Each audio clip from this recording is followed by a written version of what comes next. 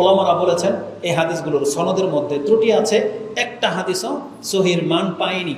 বিশেষ করে ইবনে মাজাতে যে হাদিসটা আসছে যে একজন ব্যক্তিকে বলা হয়েছে যে তুমি যদি এগুলো কেটে ফেলো তো কুরবানির নেকি পাবা।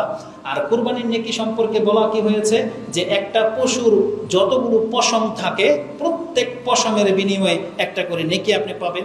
এই হাদিসগুলো আমাদের সমাজে বলা তো হয়, কিন্তু আসলে এগুলো সহির মর্যাদা পায়নি। মানে এটা রাসূলুল্লাহ সাল্লাল্লাহু আলাইহি ওয়াসাল্লামের হাদিস হিসেবে শক্তিশালী হয়নি।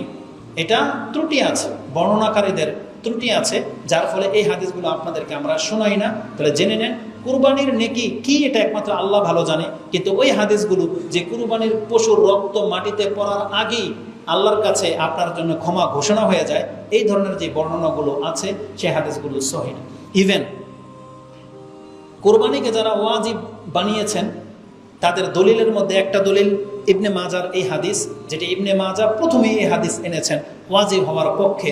তিনি আবু হুরায়রা রাদিয়াল্লাহু তাআলা আনহু থেকে আন্না রাসূলুল্লাহ সাল্লাল্লাহু আলাইহি ওয়াসাল্লাম قال মান কানা লাহু সাআতুন ওয়া লাম ইউদাহি ফালা ইয়াকরাবান্না মুসাল্লানা, যেই ব্যক্তির সামর্থ্য আছে, সামর্থ্য থাকা সত্ত্বেও কুরবানি সে করলো না, সে যেন আমাদের মুসাল্লাতে মানে ঈদগাহের ঈদের নামাজে যেন না আসে।